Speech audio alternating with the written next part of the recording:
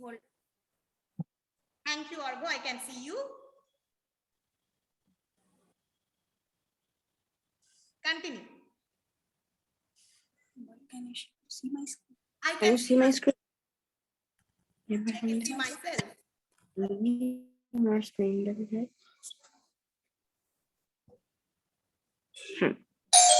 Sher was a brilliant strategist. He proved himself as a gifted Muslim can I share? One minute. capable general. As well as a capable general. During his 5 years rule from 1540 to 1545, he set up a new economic and military administration. He also issued the first rupia from Tanka and organized the postal system of the Indian subcontinent. Some of his strategies and his contributions were later idolized by the Mughal emperors, most notably Akbar. The influence of his innovations and reforms extended far beyond his brief reign. His art for Humayun referred to him as Ustadi Badshahan. It means that the teacher of the kings. So now I would like to read out some interesting facts on the trade and commerce. So Sher Shah first issued silver coins with a standard weight of 178 grains called rupiah. This was the precursor of the modern rupee. Rupee is today used as the national currency of India, Indonesia, Maldives, Mauritius, Nepal, Pakistan, Seychelles, Sri Lanka, among other countries. So here, this picture, as we can see here, that the rupiah was introduced by Sher Shah, and he also introduced gold coins called the mohor, weighing 169 grains, copper coins called paisa, which were minted by his government. So this picture below shows the Sher Shah's gold mohor introduced by Sher Shah, and below that we can see the Sher Shah's copper paisa and Sher Shah's silver rupee. So some historians say that Sher Shah had assumed the royal title of Farid al-Din Sher Shah and had coins struck in your own name even before the Battle of Chausa. Sher Shah built an excellent network of roads. He constructed 4 important roads. The Grand Trunk Road was restored by Sher Shah. The road from Agra to Multan via Burhanpur and Delhi, road from Multan to Lahore, and road from Mandu to Agra. These roads were lined with trees, wells, and rest houses. Sher Shah also appointed detectives all through his empire. He was the first ruler to establish police departments. This system reduced of offense to a minimum and helped in trade.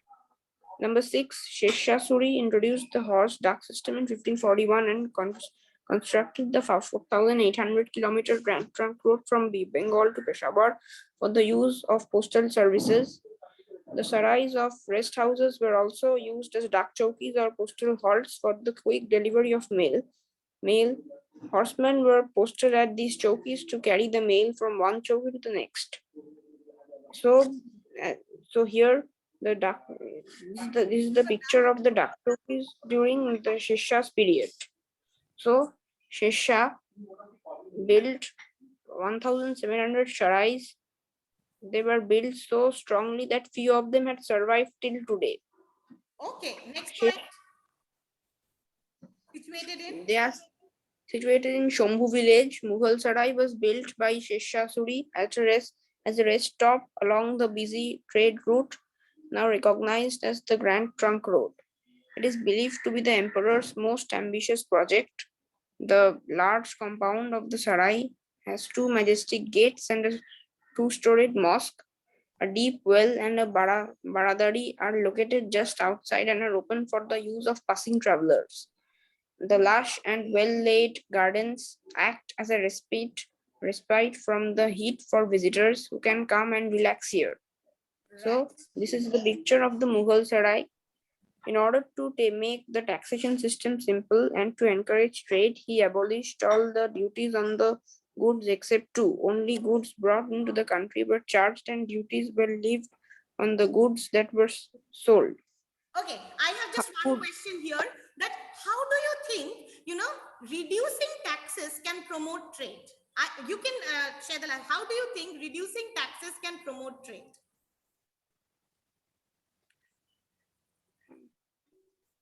Ma'am, reducing taxes can promote trade. Yes. If I say that I don't want these many taxes, so how do you think it will help the traders? Or how do you think it will help trade in a kingdom? If there are not too many taxes, he kept only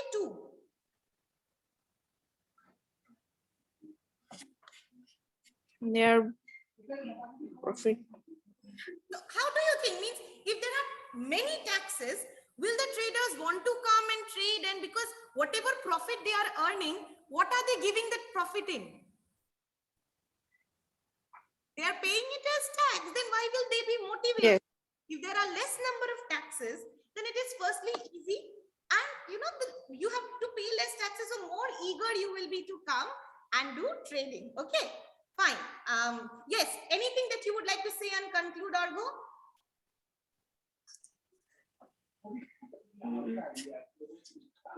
You can stop Yes, screen share. Anything you would like to say and conclude?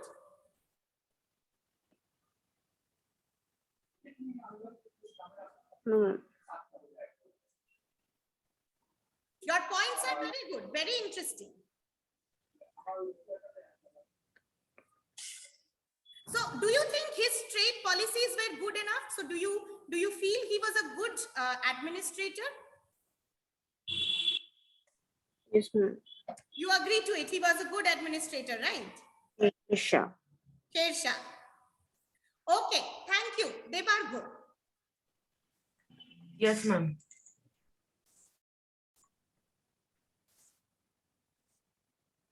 Argo, Ma'am, I wrote a mail to Srinika telling her to give it now, the test. thank you, Ayushi. Yes, Debargo can continue. Welcome. Yes, ma'am. The settlement between the government and the peasant in respect of the land revenue was always recorded. Each peasants were given as written document in which the share of the government was clearly mentioned so that no unscrupulous officer might cheat on the innocent peasant. This is known as patta. Next point, each and every peasant was given the option to pay the land tax in either cash or in kind. The subjects of Sher Shah used to Kabul that they should pay taxes in lieu of patta. Special orders were issued to soldiers that they should not damage the standing crops in any way. According to Abbas Khan, the cars of those soldiers who disregarded these orders were cut off. Even when Sher Shah led an expedition to the territory of his enemy, he was very particular about it that no harm shall come to the farmers in any way from the excess of his soldiers.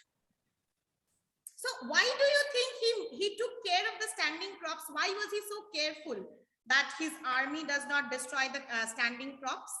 If the crops were destroyed, what will happen? Ma'am,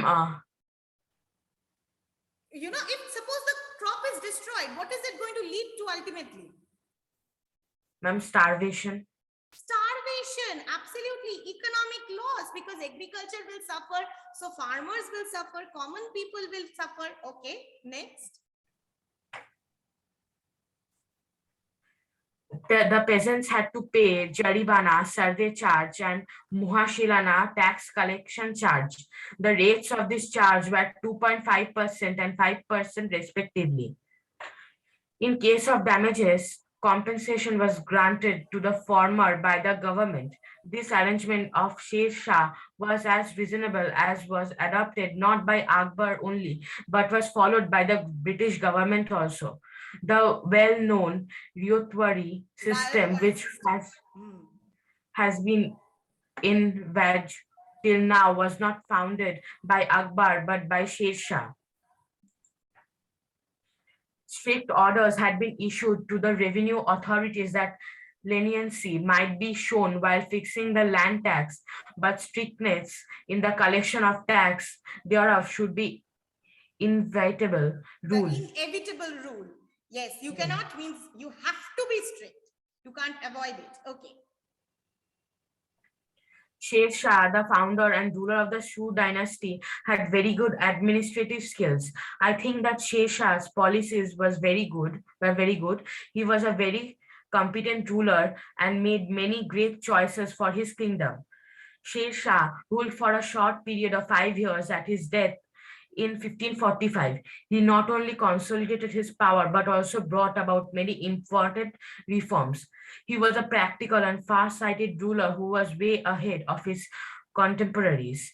He is remembered in history for the numerous reforms that he undertook to strengthen the government.